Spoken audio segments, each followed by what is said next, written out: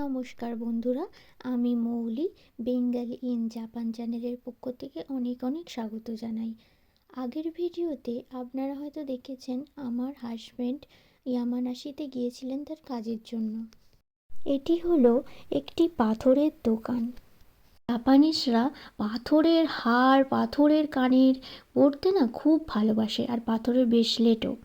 তাই এখানে জাপানে পাথরের চাহিদা প্রচুর। আর পাথর বলতে কি নর্মাল পাথর না, এগুলো সব অরিজিনাল পাথর। আর এই যে পাথরটা দেখতে পাচ্ছেন, এই পাথরটা টিভিতে দেখিয়েছেন, শুনে নিন।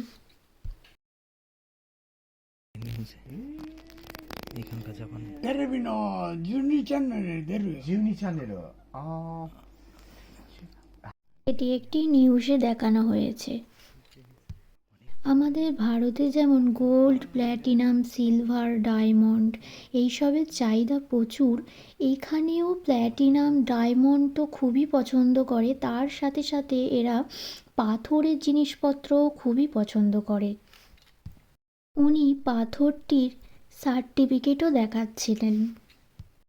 জাপানে তো প্রায় সব জায়গায় পাহাড়, আর পাহাড়ের গায়ে গায়ে এই রকম পাথর পাওয়া যায়। আর এই পাথরগুলি দিয়ে বিভিন্ন অ্যাক্সেসরি তৈরি করা হয়।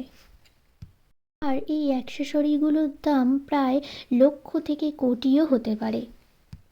ইয়ামানাশির এক প্রান্ত থেকে অন্য একটি প্রান্তে ওনারা গিয়েছিলেন। এবার লাঞ্চের টাইম হয়ে গেছে। জাপানিজরা হেলদি খাবার খেতেই পছন্দ করেন। তাদের দৈনন্দিন খাবার হেলদি খাবারই খেয়ে থাকেন ওনারা। তাই এনাদের বয়স আমরা ঠিক ধরতে পারি না। অপর সাইডে যিনি বসে আছেন ওনার বয়স প্রায় 33, কিন্তু আমরা প্রথমে ভেবেছিলাম ওনার বয়স প্রায় 25-এর কাছাকাছি হতে পারে, কিন্তু না। আর জাপানিজ মানুষরা খুবই পোলাইট হয়। ওরা পোলাইটভাবে কথাও বলতে পছন্দ করেন। আর ওনাদের অপরপক্ষে যিনি থাকবেন তাদের থেকেও এক্সপেক্ট করেন যে পোলাইট হয়ে কথা বলার, কারণ ওনারা এরকমভাবেই জীবনযাপন করে। ওনারা ঝগড়াঝাটি এইসব পছন্দ করেন না। আর এই যে খাবারটি দেখতে পাচ্ছেন, এটার নাম হচ্ছে কেতসু নেন্দু উদন।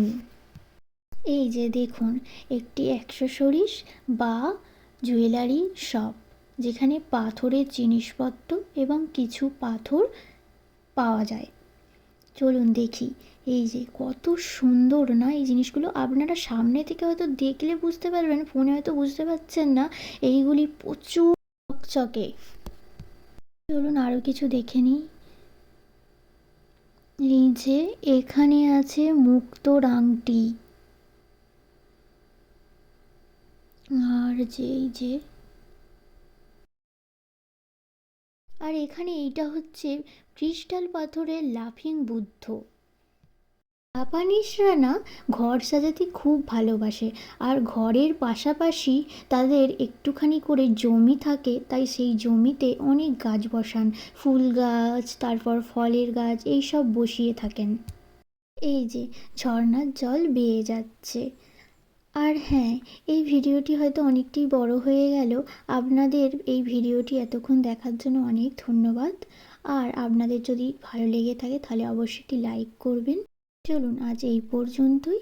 জাপানের অন্য আরেকটি ভিডিও নিয়ে আপনাদের সাথে আবার দেখা হবে।